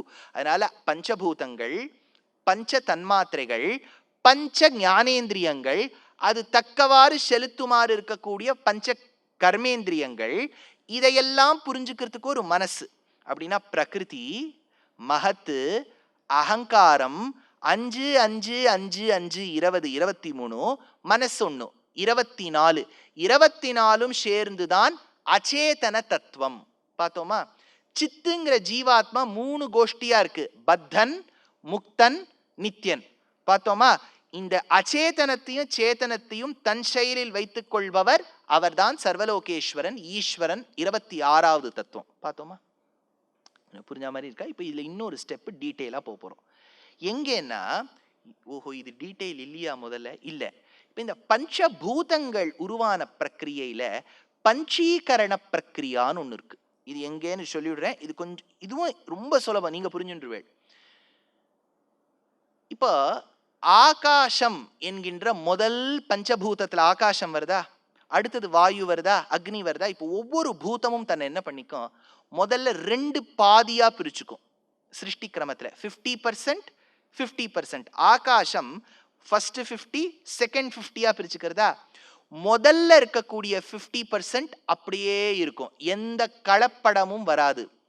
2வது இருக்கக்கூடிய 50% இருக்கு இல்லையா, அது 4ஆ விபாகமாகும். 12.5 12.5 12.5 12.5. கரெக்டா? கணக்கு சரியா இருக்கா? இப்போ ஒவ்வொரு பூதமும் அப்படி ஆகும். ஆகாசமும் அப்படி 50 50ஆ பிரிச்சு 2வது 50 12.5ஆ 4ஆ பிரியும். வாயுவும் 50 ஆகி அடுத்த 50 4 4ஆ பிரியுது. இப்போ ஆகாசத்துல இருக்கக்கூடிய 12.5 வாயுவோட 12.5ஓட கலக்கும். ஆகாசத்தில் இருக்கக்கூடிய 12.5 அக்னியோட 12.5ல கலக்கும். ஆகாசத்தில் இருக்கக்கூடிய 12.5 ஜலத்தில் இருக்கக்கூடிய 12.5ஓட கலக்கும். ஆகாசத்தில் இருக்கக்கூடிய 12.5 பிருத்திவியினுடைய 12.5ல கலக்கும். இப்ப நம்ம வீட்டுல அக்னிய மூட்டுறோம்னு வச்சுங்க, அது பஞ்சபூதங்கள்ல எந்த பூதம்? அக்னி இல்லையா, 3வது பூதம். இப்ப நம்ம பார்க்கிற அக்னி 50%ஆ கலந்த பர்சன்டா? வெரி குட், ஞாபகம் வச்சுங்க. நீங்க பார்க்கிற அக்னி கலந்த அக்னி. கலக்காத பஞ்சபூதம் கண்ணுக்கு தெரியவே தெரியாது. இந்த முதல்ல ஒரு 50% இருக்கு பாருங்க, அது எங்க இருக்குன்னே நமக்கு தெரியாது. கலந்தால் தான் நமக்கு தெரியும். ஏன் சொல்றேன்னு கேளுங்க. இப்போ ஆகாசம், இப்ப ஆகாசம்னா பொதுவா திறந்த வெளின்னு சொல்லியிருக்கேன். ஆனா இப்போ ஆகாசத்தை நீங்க மேலேயும் பார்க்கலாம். ஏன்னா sky also falls under the purview of void space. இப்ப ஆகாசம், ஸ்கை அப்பியர்ஸ் ப்ளூ, கரெக்டா? Generally it appears blue. ஆகாசத்துக்கு உரிய தன்மாத்திரை என்ன? சப்தம், சவுண்டு தானே. அப்படின்னா ஆகாசத்துல ஏற்படக்கூடிய சவுண்டை உங்களால கேட்க முடியும். எதனுடைய தன்மை? ரூபம், அக்னி இல்லையா? ஆனா இப்ப ஆகாசம் ப்ளூவா இருக்குன்னா அக்னியோட தன்மை தானே அதுல தெரியறது. புரியுறதா? அந்த பஞ்சீகரண பிரக்கிரியால அப்படித்தானே அது தெரியறது. அது ஒரு தன்மை. இப்ப ரெண்டாவது யோசிச்சு பாருங்க. இப்போ இங்க செஷல்ஸ், மொரிஷியஸ், மால்தீவ்ஸ் இதெல்லாம் இந்த சித்திரத்துல பார்த்தேன்னா அந்த ஜலம் இட் அப்பியர்ஸ் ப்ளூ. ஜலம் ப்ளூவா இல்ல, இட் அப்பியர்ஸ் ப்ளூ. ஏன்னா ஜலத்துக்குரிய தன்மை ருச்சி. ஆனா அக்னிக்கு இருக்கக்கூடிய ரூபம் அந்த ஜலத்தோட கலந்து இருக்கிறதுனால உங்களுக்கு தெரியுது. இந்த பிரக்கிரியை இருக்கு இல்லையா, திஸ் ப்ராசஸ் ஆஃப் குவிண்டிப்ளிஃபிகேஷன் அப்படின்னு பேர். இதுக்கு பஞ்சீகரண பிரக்கிரியா அப்படின்னு பேர்.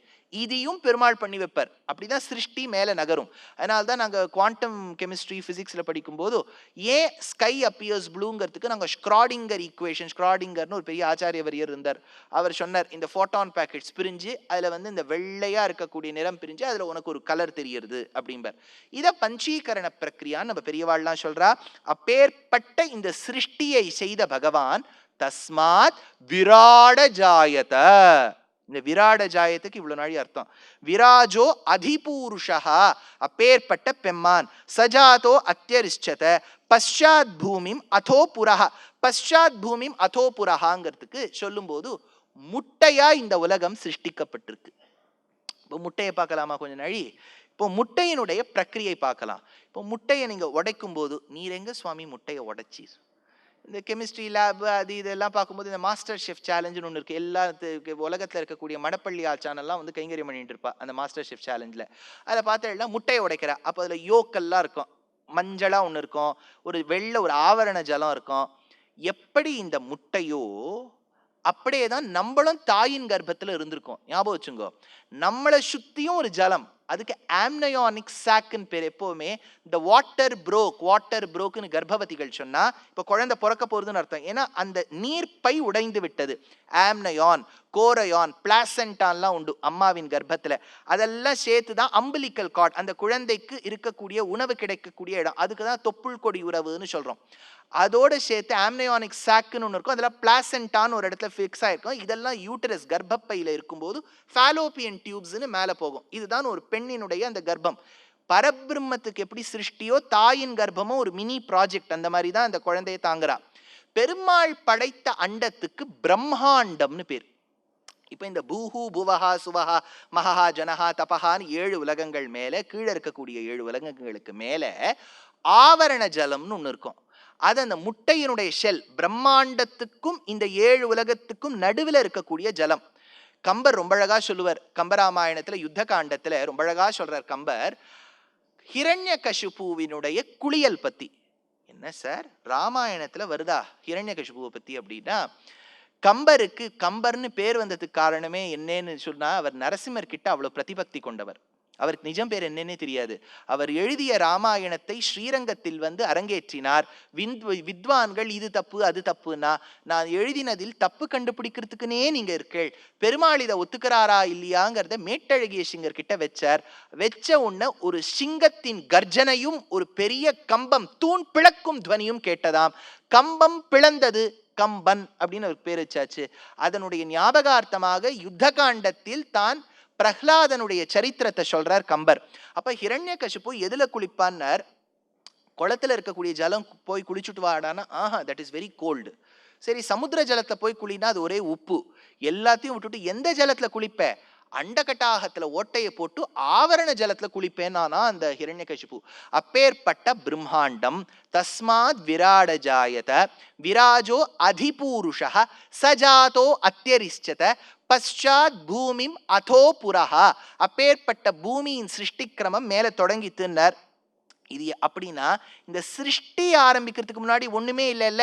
ஆழ்வார் எடுத்தார், ஒன்னும் தேவும் உலகுமத்தும் யாதும் இல்லா வன்னு நான்முகன் தன்னோடு தேவர் உலகோடு உயிர் படைத்தான் குன்றம் போல் மணிமாட நீடு திருக்குருகூர் அதனுள் நின்ன வாதிப்பிரான் நிற்க மற்றை தெய்வம் நாடுதிரே. திருநெல்வேலி கிட்ட ஒரு க்ஷேத்திரம் திருக்குருகூர், அதுக்கு ஆழ்வார் திருநகரின்னு பேர். ஆழ்வார் திருநகரியில சொல்றார், இங்க பாக்குறிய பெருமாள் அவர்தான் ஒரு காலத்தில் உலகத்தில் ஒண்ணுமே இல்லாத போது இவர் மட்டுமே இருந்தார். சதேவ சௌமிய இதமக்ர ஆசீத் ஏகமேவாத்விதீயம், இவரை போல் இரண்டாவது ஒன்று கிடையாது. ஏகமேவ அத்விதீயம், இரண்டாவதே கிடையாது. அதனால இந்த மந்திரத்தால் திருக்குருகூர் ஆழ்வார் திருநகரியில இருக்கக்கூடிய ஆதிப்பிரான் பேசப்படுகின்றார். பார்க்கலாம். அப்புறம் 6வது மந்திரம் யத் புருஷேண ஹவிஷா தேவா யஜ்ஞமதன்வத வசந்தோ அஸ்யாசீத் ஆஜ்யம் கிரீஷ்ம இத்ம ஷரத் ஹவிஹி அப்படிங்கிறது இந்த மந்திரம் 6வது மந்திரம். யத் யஸ்மின் காலே புருஷேண, நான் முன்னாடி சொன்னேன் 5வது மந்திரம் வரைக்கும் புருஷன்னு சொன்னா நாராயணன். இப்ப பிரம்மாவை சிருஷ்டி பண்ணிட்டார். இனிமேலேந்து புருஷன்னு சொன்னா பிரம்மா. நடுவில் நாராயணன், நாராயணனுக்கு அப்புறம் அனிருத்த நாராயணன் வந்தார். இப்போ சதுர்முக பிரம்மா. புருஷேன ஹவிஷா, இப்போ பிரம்மா என்னவா இருக்கார்? பசு ரூபத்தில் இருக்கார். இதுக்கு திருஷ்ட விதின்னு பேர். ஞாபகம் வச்சுங்கோ. திருஷ்ட விதினா சம்ஸ்கிருதத்தில் something which is made easy for us to understand or comprehend. புரிஞ்சுக்கிறதுக்கு ஒரு இல்லஸ்ட்ரேஷன் சொல்றது ஒரு வழக்கம். இது மதுரையில் பறந்த மீன் கொடியை உன் கண்களில் கண்டேனே அப்படின்னா அவளுக்கு இந்த இடத்துல என்ன ஒரு குச்சியா நின்று இருக்கு, கொடி இப்படி பறக்கிறதுன்னு அர்த்தம் இல்ல. அந்த மீனின் அழகு உன் கண்ணுல தெரியறதுன்னு அர்த்தம். மதுரையில் பறந்த மீன் கொடியை உன் கண்களில் கண்டேனே, சேரன் புதுவையில் போரில் புரிந்த சேரன் வில்லை உன் புருவத்தில் கண்டேனே, தஞ்சையில் பறந்த புலிக்கொடியை உன் பெண்மையில் கண்டேனே காளிதாசன் கண்ணதாசன். ஏன் கண்ணதாசன் அப்படி சொன்னார்னார்? ஏன்னா நிறைய புருஷ சுக்தத்தோட அர்த்தம் கேட்டிருக்கார். பின்னாடி அவர் திருந்தி வந்துட்டாரே, அர்த்தம் உள்ள ஹிந்து மதம்லாம் சொன்னார் இல்லையா, கேட்டிருப்பார். அதனால திருஷ்ட விதியா ஒண்ணு காண்பிக்கிறார். திருஷ்ட விதினா என்னன்னா இல்லஸ்ட்ரேஷனுக்காக சொல்லப்பட வேண்டிய ஒரு விஷயம். பிரம்மா இப்போ பசுவாயிட்டர். நீங்க உடனே பிரம்மா 4 தலையெல்லாம் மருவி அனிமேஷன்ல போய் அப்படியே பசுவார்துலாம் வச்சுக்காதீங்க. அர்த்தம் என்னன்னா he became one of the ingredients to creation அர்த்தம். ஞாபகம் வச்சுங்க. அப்பேற்பட்ட புருஷேன சதுர்முகாத்மகேன ஹவிஷா பசுனா ஹவிஷ்டேன, பசுவா மாறிவிட்டார். தேவாகா, அப்ப தேவர்கள் இந்த பசுவை வச்சுண்டு யாகம் பண்றா. அப்ப தேவாகானா யாருன்னார்? வைகுண்டத்துல எப்பவுமே இருக்கக்கூடிய ஜீவாத்மாக்கள் சில பேர் இருப்பா. அவளுக்கு பேர் என்ன? நித்தியசூரிகள்ல தான். இப்ப பயாட் ஆயிடுத்து சார் அப்படின்னு சொல்லிட்டோம் இல்லையா. தேவாகா நித்தியசூரி யஜ்ஞம் மானச யஜ்ஞம்னர் பட்டபாஸ்கரர். அந்தன்வத கிருதன்வதா அஸ்ய மானச யஜ்ஞஸ்ய வசந்தஹா வசந்த ரிதுஹு. இப்போ மானச யஜ்ஞம் ஒண்ணு பண்றா. அதுல பசுதான் பிரம்மா, அந்த பிரம்மா தான் இப்போத்தைய புருஷன். அப்ப என்ன ஆச்சுன்னர்? அவரை தான் ஹவிஸா கொடுக்கணும். அப்போ நெய் சேர்க்கணும் இல்லையா. பசு பிரம்மாயிட்டர், அவரை சேர்க்கணும். இப்ப நெய் எது? வசந்தோ அஸ்யாசீத் ஆஜ்யம். ஆஜ்யம்னா என்ன தெரியுமோ சம்ஸ்கிருதத்துல? நெய்ன்னு அர்த்தம். இப்போ ஹோமங்கள்லாம் ஆத்துல பண்ணும்போது ஆஜ்யத்தை எடுத்துன்னு வாங்க. இது என்னது சார் புதுசா ஆஜ்யம்? நெய்யுக்கு ஆஜ்யம்னு பேர். வசந்தோ அஸ்யாசீத் ஆஜ்யம் அப்படின்னா வசந்த காலம் என்பதுதான் கீ. என்னது? ஸ்பிரிங் சீசன் தான் கீயா? என்ன சார் அது புரிஞ்சுக்கவே முடியல. அதை தான் திருஷ்ட விதின்னு புரிஞ்சுக்கணும். சிருஷ்டி யஜ்யம்னு நடக்கும்போது வசந்த காலம் என்பதுதான் நெய்யாம். வசந்த காலம் எப்படி இருக்கும்னார் காளிதாசன் ரொம்ப அழகா ரிது சம்ஹாரம்னு ஒரு காவியத்துல சொல்றார். ஆமூலதோ வித்ருமரகதாம்ரம் சபல்லவஹ புஷ்பச்சயம் ததானஹ குர்வந்த்யசோகா ஹிருதயம் சசோகம் நிரீக்ஷமானா நவயௌவனானாம். வசந்த காலத்துல புஷ்பங்கள் இருக்கும். புஷ்பங்கள் பூத்து குலுங்கினாலே ஒரு அழகு இல்லையா. காலங்களில் அவள் வசந்தம், அதான் அந்த வசந்த காலம் அவ்வளவு அழகா இருக்குங்கிறார் அந்த கவி. அப்பேற்பட்ட அசோக புஷ்பங்கள், அசோக புஷ்பங்கள், அசோக புஷ்பங்கள்னு இருக்கு. இப்ப நம்ம சொல்லக்கூடிய அசோக மரத்துக்கும் அசோக புஷ்பத்துக்கும் சம்பந்தமே கிடையாது. இப்ப நம்ம சொல்லக்கூடிய அசோகா மரம் எப்படி இருக்கு தெரியுமா? நீளா ஓங்கி உலகளந்த உத்தமன் பேர்பாடின்னு ஒண்ணு இருக்கு, அதுதான் அசோகா மரம்ங்கிறோம். இவர் சொல்லக்கூடிய அசோகா மரம் வேற. அதுல இருக்கக்கூடிய புஷ்பங்கள், அந்த புஷ்பங்கள் பூத்து குலுங்கறதா. ஒரு நாயகன் நாயகிய பிரிஞ்சுட்டு அந்த புஷ்பங்களை பார்க்கறானா. அப்ப நினைச்சு சொல்றானா, இந்த மாதிரி அழகான வசந்த காலத்தில் பூத்து குலுங்கக்கூடிய புஷ்பங்களோடு கூடிய மரத்தை பார்த்தால் மரமே, என் நாயகியை பிரிஞ்சு தவிக்கிறேன், உனக்கு அசோகான்னு யாரும் பேர் வச்சிருக்க கூடாது, ஷோகான்னு பேர் வச்சிருக்கணும். ஏன்னா சோகத்தை போக்குபவள் அசோகா. சோகத்தை போக்கினா தானே அசோகா. சீதையும் அசோகவனத்தில் இருந்தாள், ராமனையே நினைச்சுண்டு சோகமாக கிடந்தாள். அதனாலதான் இந்த மாதிரி பெயர்கள்லாம் சம்ஸ்கிருதத்துல அநேகம் வரும். இப்ப கிருஷ்ணரை அழைத்து செல்ல வேண்டும் என்பதற்காக விருந்தாவனத்துக்கு வந்தார். கம்சனால் அனுப்பி வைக்கப்பட்டவர் அவர்தான் அக்ரூரர்னு பேர். அவர் ராத்திரி சொல்றார், இது உன் குழந்தை அல்ல நந்தகோபா, வசுதேவனின் பிள்ளைன்னு சொன்ன உடனே நந்தகோபாலன் அழுதுண்டே போய் யசோதை கிட்ட சொல்றார், இது நம்ம பிள்ளை இல்லையா, நம்ம பொண்ணு காணாம போயிட்டாளா, இது அவளுடைய குழந்தையான்னு சொன்ன உடனே துக்கப்பட்டு அழறா யசோதை. அப்ப சொல்றா, அக்ரூரஹா ச க்ரூர ஹிருதயா, உனக்கு யாருடா அக்ரூரன்னு பேர் வச்சா, குரூரமான நெஞ்சு படைச்சவனே. அதனால அசோகா என்கின்ற நந்தவனத்தில் சீதை இருக்கும் போது சோகப்பட்டாள். அக்ரூரன் என்கின்றவர் தான் குரூரத்தனமா பிரிச்சார். புண்ணியா ஜனாகன்னர் தேசிகன் யாதவா பீதத்துல. புண்ணியா ஜனங்கள்னா என்ன? புண்ணியம் பண்ண ஜனங்கள், அப்படிதானே புண்ணியா ஜனாகா. ஞாபகம் வச்சுக்கோ, புண்ணியம் வேற ஜனங்கள் வேற. அது நீங்க ஒன்னா சேர்த்துட்டு புண்ணியா ஜனாகானா ராட்சசால்னு அர்த்தம். சம்ஸ்கிருதத்துல புண்ணியா ஜனாகானா நீங்க புண்ணியம் பண்ண ஜனங்கள்னு நினைப்பேள். இதுக்கு நேர்மாறான அர்த்தம் சொல்றதுன்னு அர்த்தம். இப்ப யாரோ ஒருத்தர் வரார், ரொம்ப நம்மளை பாடா படுத்திருக்கார், அவளை பத்தி நம்ம 4 பேர்கிட்ட சொல்லியிருக்கோம், அவர் வருவரான்னு கேட்கிறா. வருவர் அப்படின்னா அவர் வந்த உடனே நான் சொன்னேனே உங்ககிட்ட ரொம்ப நல்லவர்னு, அவர் தான் இவர். புரிஞ்சு கொடுத்தா? அப்ப அந்த நல்லங்கிற வார்த்தைக்கு எதிர்மறையான அர்த்தத்தை நீங்க வச்சுப்பேள். ஒண்ணுமே இல்ல. விஸ்வாமித்திரர் வந்தார். ஸ்வபுத்திரம் ராஜசார்தூலம் ராமசம் சத்திய பராக்கிரமம் காக்கபக்ஷதரம் வீரம் ஜேஷ்டமே தாத்துமர்ஹசி, கரிய செம்மல் ஒருவனை தந்திடுதி, உன் பிள்ளையை குடு தசரதான்னு கேட்டார். தசரதன் மூர்ச்சையாயிட்டார், கீழே விழுந்துட்டார். லோ பிபியா கீழே விழுந்துட்டார். பக்கத்துல கடையில வாங்கி போவன்ட்டோ சோடாலாம் வாங்கி மூஞ்சியில தெளிச்சு எழுப்பி விட்டா. ஐயோ, என்ன கேட்டிருந்தா கொடுத்திருப்பேன், என் ஆத்மாவை கேட்டுட்டேளே, ராமனை கேட்டுட்டேளேன்னர். விஸ்வாமித்திரர் சொன்னார், மித்யா பிரதிஜ்ஞா காக்குத்ஸ்தஹா, இந்த குலத்தில் வந்தவர்கள் கொடுத்த வாக்கை காப்பாத்துவார்கள். மித்யா பிரதிஜ்ஞா, செய்த சத்தியத்தை காப்பாத்த தெரியாத ராஜா. சொல்லிட்டு ஏதாவது திட்டி இருக்கணுமோனோ. என்ன சொன்னார் தெரியுமோ? சுகி பவ சுஹிருத்விருதா, நீ நன்னா இரு சொல்லிட்டு போயிட்டார். அந்த நன்னா இருங்கிறதுக்கு அர்த்தம் என்ன? நன்னா இருக்க மாட்டேன்னு அர்த்தம். அதனால இப்ப நன்னா இரு, சுகி பவ. புண்ணியாஜனாகான ராட்சசாள். மகாவிருக்ஷன் அப்படின்னா என்ன? மகாவிருக்ஷம்னா பெரிய செடின்னு தானே நீங்க வச்சுப்பேள். மகாவிருக்ஷம் கள்ளு செடின்னு அர்த்தம். சின்னதா முள்ளோட ஒரு செடி இருக்கு, அதுக்கு மகாவிருக்ஷம்னு பேர். கிராமசிம்மம்னா என்ன பேர் தெரியுமோ? நாய்க்கு கிராமசிம்மம்னு பேர். நீங்க கிராமத்துக்கு சிங்கம்னா எங்க தலைவர் இருக்கார், கிராமத்துக்கு சிங்கம் நாயின்னு அர்த்தம். கிராமசிம்மம்னா நாய். அந்த மாதிரி இந்த இடத்துல வசந்த அசோகம், அசோகம் என்கின்ற புஷ்பம் எனக்கு சோகம் கொடுக்கிறதே. வசந்த காலம், அப்பேற்பட்ட நாயகியை பிரிந்த நாயகனுக்கு அசோக புஷ்பங்கள் எப்படி சோகம் கொடுக்கின்றதோ, அப்பேற்பட்ட புஷ்பங்கள் பூத்து குலுங்கக்கூடிய வசந்த காலம்தான் புருஷ யஜ்யம் பண்றதுக்கு நெய். வசந்தோ அஸ்யாசீத் ஆஜ்யம். அடுத்தது யாகம் பண்றதுக்கு குச்சிகள் வேண்டாமா? கிரீஷ்ம இத்மஹா. கிரீஷ்ம காலம்ங்கிறது வெயில் காலம், அது நம்ம ஊருக்கு நன்னாவே தெரியும். கிரீஷ்ம காலம் அதுதான் இத்மஹா. இத்மஹானா பலாச குச்சின்னு அர்த்தம், சமித்துன்னு அர்த்தம். அப்பேற்பட்ட கிரீஷ்ம காலத்தை காளிதாசன் ரிது சம்ஹாரத்தை சொல்றார். ரவேர்மயூகைர் அபிதாபிதோ பிருஷம் விதஹ்யமானஹா பதி தப்தபாம் சுபிஹி அவாங்முகோ ஜிஹ்வகதிஹி பணி மயூரஸ்ய தலே நிஷீதத்தின்னா காளிதாசன். பணம்னா என்ன? பணம்னா என்ன? பணினா பாம்பு, பணம்.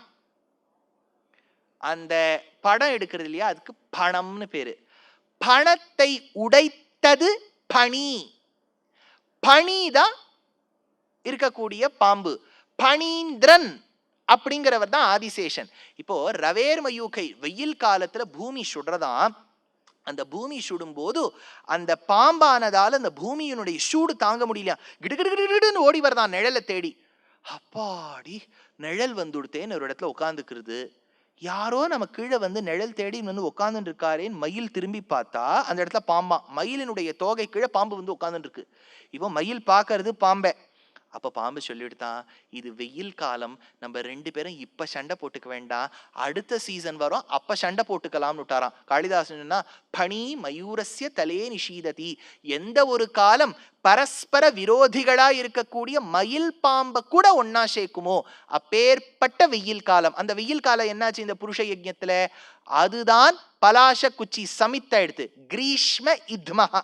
அடுத்தது ஷரத் ஹவிஹி, ஷரத் ரித்து ஆட்டம் சீசன். ஆட்டம் சீசன் என்னாச்சுன்னார் ஹவிஹி, அதுதான் புரோடோஷம்னா எடுத்து. புரோடாசம்னா என்னன்னா, இந்த அரிசியை நன்னா பொதுவாகவே இந்த அப்பங்கிப்பெல்லாம் பண்ணணும்னு வச்சுங்கோ, நீங்க கோதுமையில பண்றவாளும் இருக்கா, ஏற்கனவே ரெடிமேட் மாவுல பண்றவா இருக்கா. அதுல இருக்கக்கூடிய ருச்சி குறைச்சல். நீங்க அரிசியை நன்னா ஊற வச்சுட்டு காய வச்சுட்டு பொடி பண்ணி அதை நன்னா பண்ணி பாகு எடுத்து அதெல்லாம் பண்ணாதான் ரொம்ப ஆச்சரியமா இருக்கும் அந்தந்த அப்பம். அதே மாதிரி இந்த அரிசியை ஊற வச்சுட்டு அதை நன்னா கொஞ்சம் காய வச்சுட்டு அரைக்கிறோம் இல்லையா, அதுல ஒரு அடை தட்டுவா அந்த அரிசியில, அதுக்கு புரோடாசம்னு பேர். அதை தான் யஜ்ஞத்துக்கு பயன்படுத்துவா, அதுக்கு ஹவின்னு பேரு. அதனால ஷரத் ஹவிஹி, அந்த புரோடாசமா எது இருக்கு? ஷரத்காலம் இருக்கு. ஷரத்காலத்தை சொல்றார், ஆகம்பயன் பல்லபரான தசாலி ஜாலான் ஆனர்த்தயம் ஸ்ததருவான் குசுமாவனவனம்ரான் உத்புல்ல பங்கஜவனாம் நளினீம் விதுன்வன் யனூனாம் அம்ச சலதி பிரசபம் நபஸ்வன்.